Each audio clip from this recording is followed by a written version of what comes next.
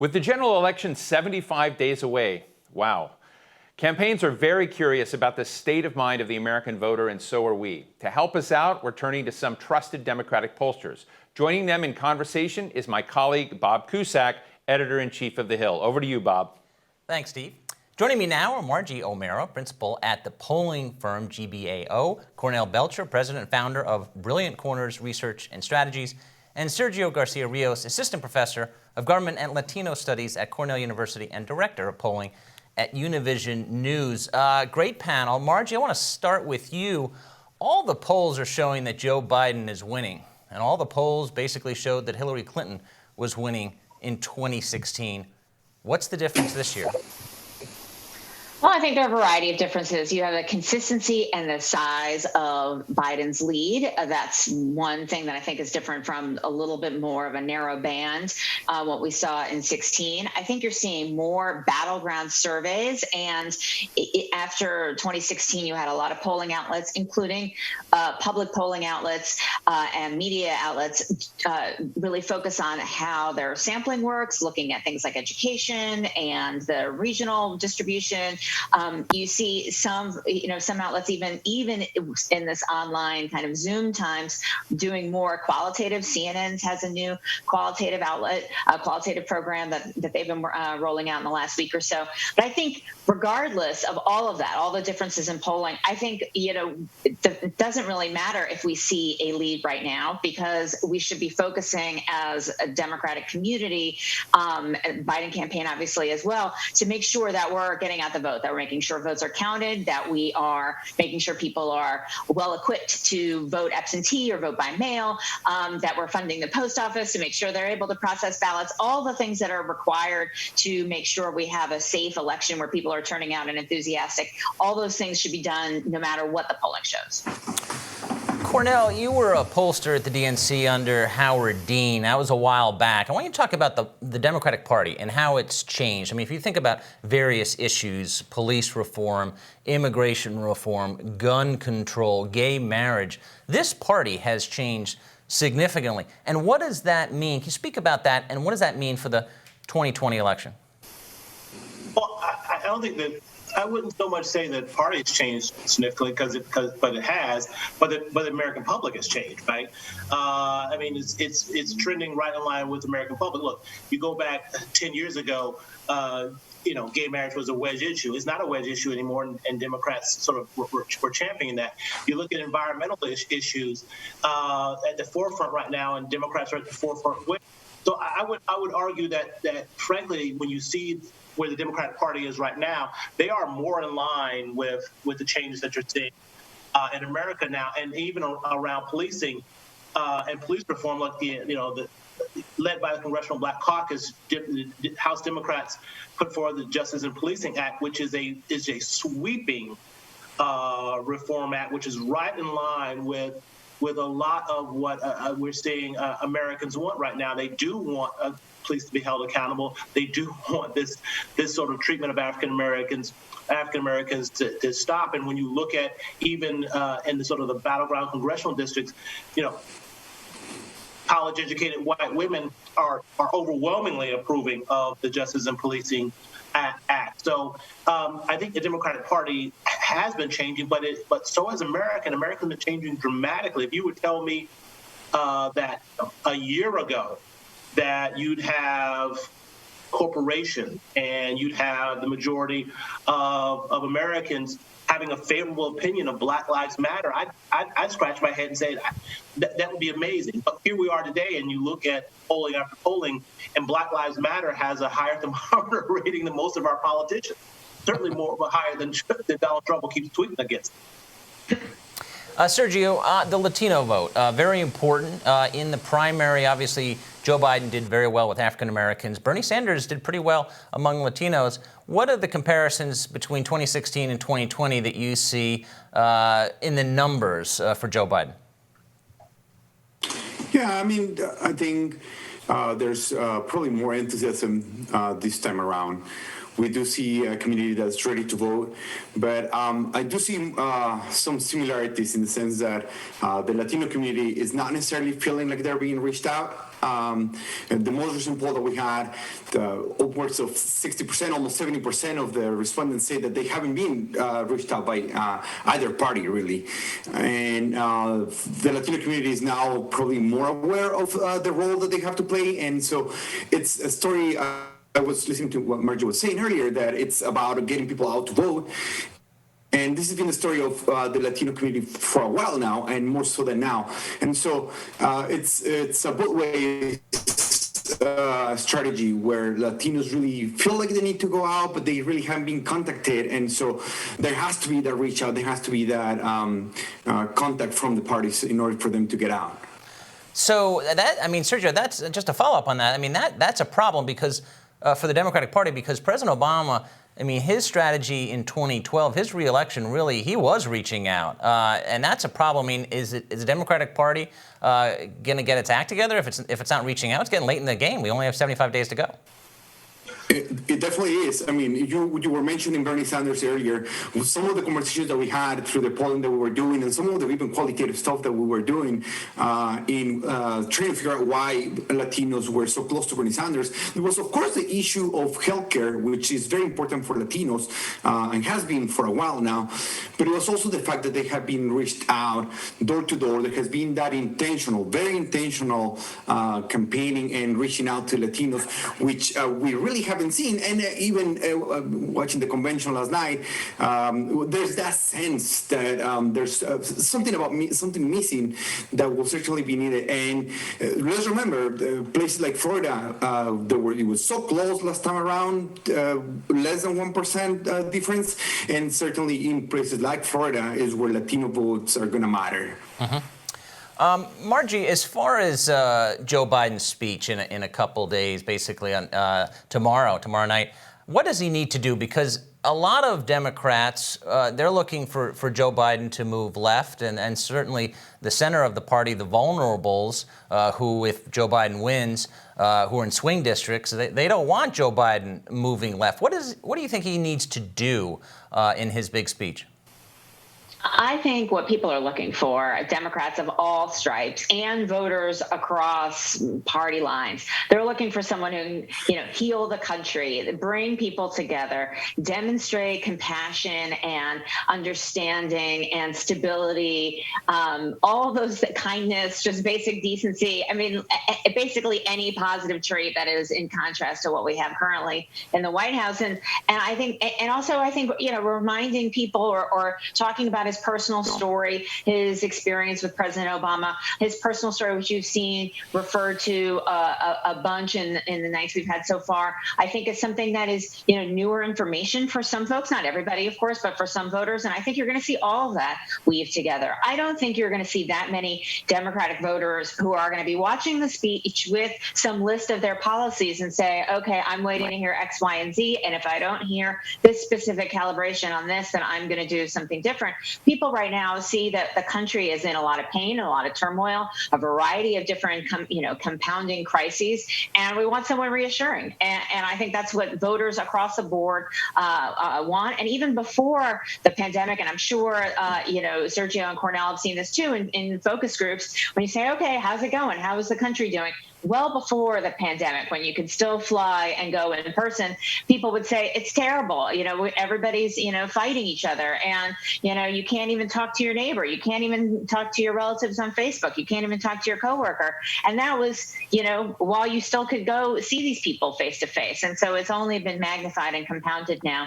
And I think people are looking for some reassurance that somebody's going to be, ready to bring the country together. Cornell, as far as the Democratic strategy for this convention, I think it comes down to 3 C's here: the coronavirus, competence, and character. How do you think the convention is going so far? We've seen big speeches from Jill Biden and Michelle Obama.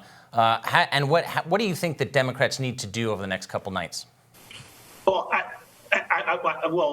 not to be problematic, but I'm going to reject your 3 C's. You can be problematic all you want.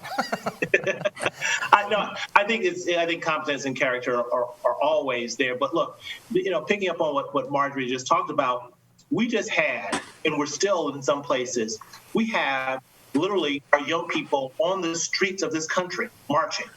And look, when you look at some of the fundamental shifts and sort of growth in Biden's numbers, the COVID stuff. Yes, Americans are stressed out about COVID. They're unhappy about what the president's doing, but the division that's been happening in our country. I mean, that was something that like to Marjorie's point, you were picking that up.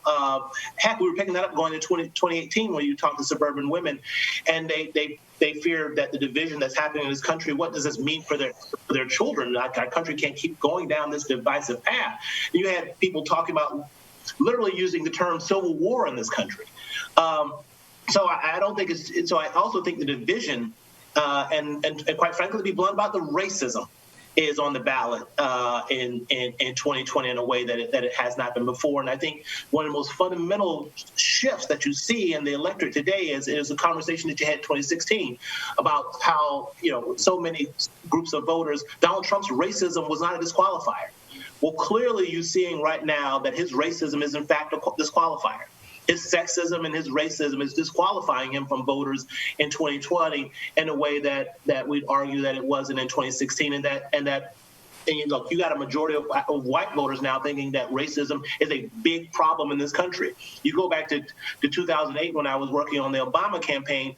You had more white voters in battleground states thinking that reverse discrimination was a bigger problem than classic racial discrimination.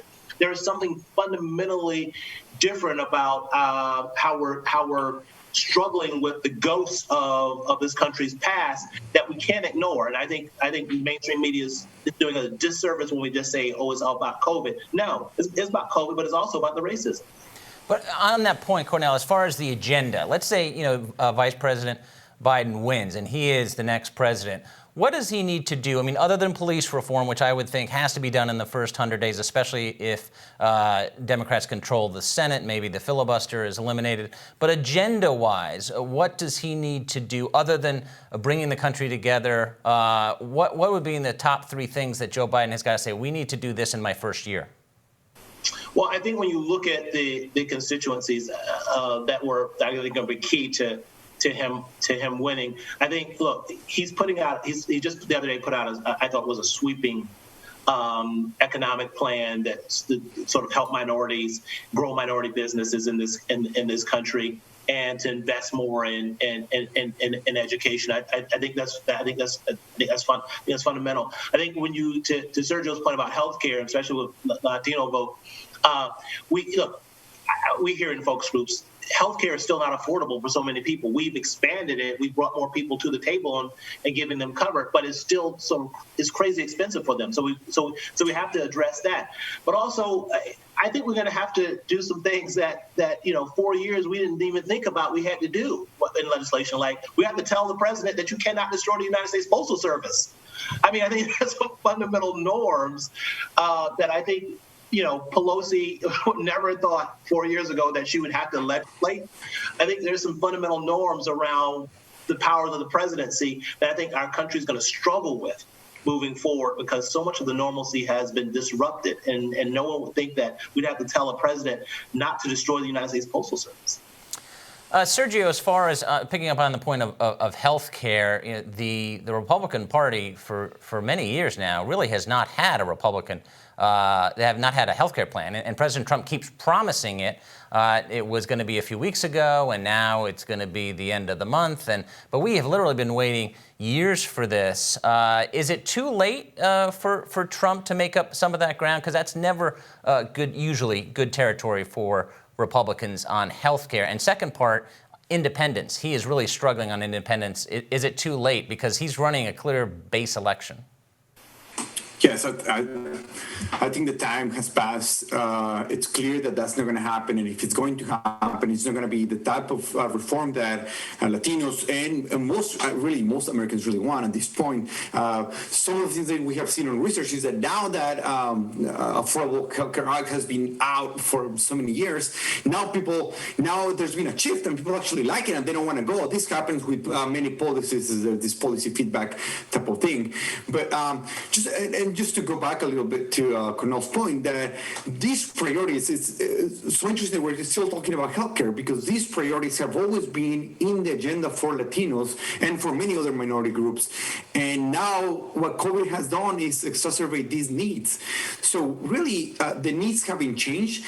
They have been just manifested how important it is to cover those needs. So healthcare, and if I might add, just because I wanted to say something about the 100 days, DACA has to pass, and Dreamers have to be affirmed, so that has to happen. And that's not only a priority for Latinos and immigrants in general. I think as a nation, as a country, we need Dreamers to stay and to so that we can recover the country that we think we are.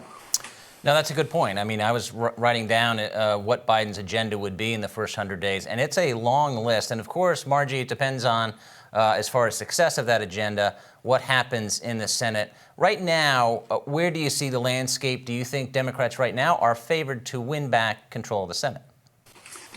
I feel optimistic about the Senate given the current climate, and it's not so there's the broader political climate. It's the fact that Trump is a drag on Republicans around the country. So you have some Republicans who have enthusiastically embraced him, like Lindsey Graham, but there's a downside to that. You have other Republicans who are trying to figure out how to keep their distance from him, but it doesn't seem authentic, like Cory Gardner in Colorado. So it causes challenges for a variety of Republicans running for Senate around the country. It was, I felt, optimistic compared to last cycle about the Senate, given the Republican incumbents are from states where Trump's victory was a little bit narrower than we saw last cycle. So that we started off, I think, with those advantages, and then you see, Trump's obviously is a little, I don't want to say implosion, but the fact that he has not gained and he hasn't really found his footing really hurts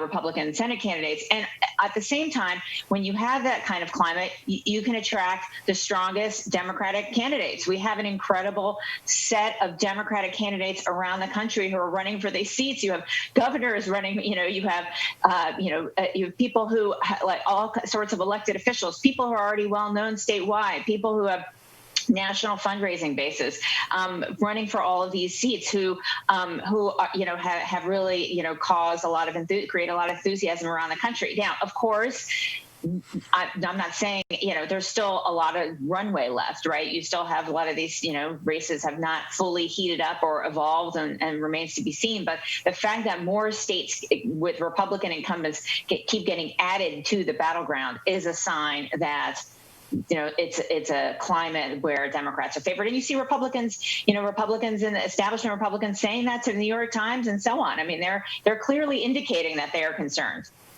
Last question to you, Cornell. Margie mentioned South Carolina, Lindsey Graham. Should he be concerned? That race is really tightening. Well, full transparency, I'm Jamie Harrison's pollster. Well, then I'm the one. That's a great question then.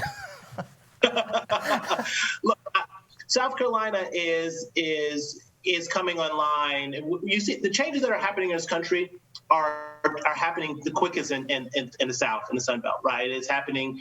The diversity that's changing the face of this country. It is happening first and foremost in the South and in Florida. And if you look at states like Georgia, and we see states like Georgia and North Carolina coming online, South Carolina is right in that line when you look at the number of African Americans there, and you have a growing number of people moving into the state who are not traditionally Southern, and you have the suburbs around Charleston and around Columbia begin to behave differently than they have traditionally, just like we're seeing in state after state. The suburban voters, Republicans are struggling with suburban voters, and a lot of that has to do with college-educated white women who are absolutely rejecting Trumpism.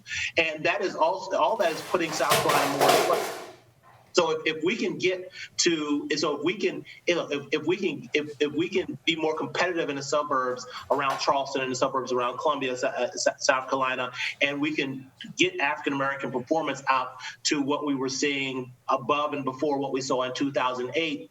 And you look at the vulnerabilities of Lindsey Graham. Look, Lindsey Graham, the vast majority of voters in South Carolina do not think that Lindsey Graham deserves re-elect. Our job in South Carolina is to give those voters who are uncomfortable with Lindsey Graham a soft and comfortable place to land with Jamie Harrison. And I think that campaign's doing a good job of that, although I'm a little biased. Yes, that is one of the more interesting Senate races. Great panel. Margie, Cornell, Sergio, thank you for joining us this morning. Thank you. Thank Steve? you.